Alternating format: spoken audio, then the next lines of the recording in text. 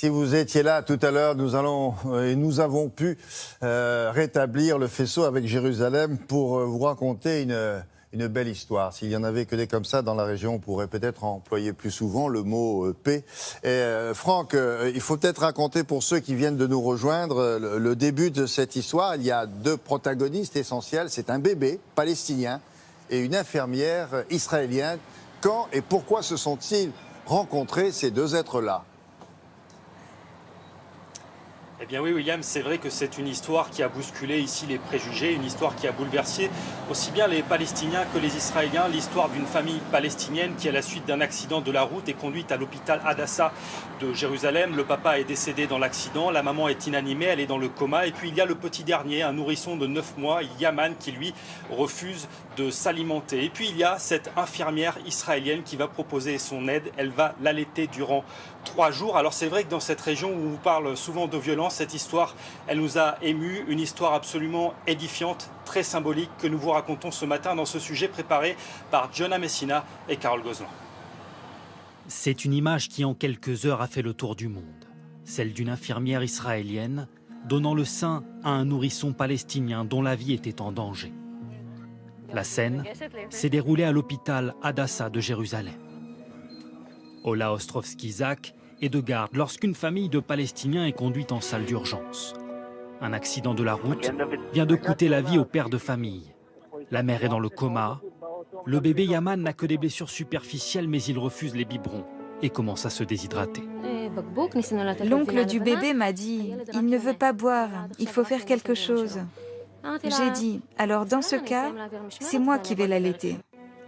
L'infirmière, mère de 3 enfants, va ainsi le nourrir à plusieurs reprises durant la nuit. Couvée du regard par les tantes du garçonnet. Ils étaient sous le choc, incrédules. Ils n'auraient jamais pensé qu'une Israélienne puisse leur proposer ça. Pour moi, ça n'avait rien d'extraordinaire. Ce n'était qu'un bébé qui avait faim. Quelques jours plus tard, l'infirmière a rendez-vous chez l'une des tantes. Je suis déjà très émue. Oh, tu m'as manqué. Toi aussi, tu m'as manqué. Hey, comment ça va, petit chou? Comment tu te sens? Désormais, l'infirmière est ici considérée comme un membre à part entière de la famille. Sois la bienvenue. Elle l'a nourri 5 fois. Désormais, c'est comme si c'était son fils. C'est ce que nous dit le Coran. C'est bien, mais je ne la remplacerai pas. Je n'ai fait que le nourrir. Unis par cette histoire hors du commun, les deux familles ont prévu de se revoir bientôt. Dans une région où les passerelles entre les deux communautés sont souvent trop fragiles. On a l'impression qu'il la reconnaît un peu. L'histoire, alors, pourrait s'arrêter là. Elle est déjà très très belle comme ça. Mais il y a une suite en fait, Franck.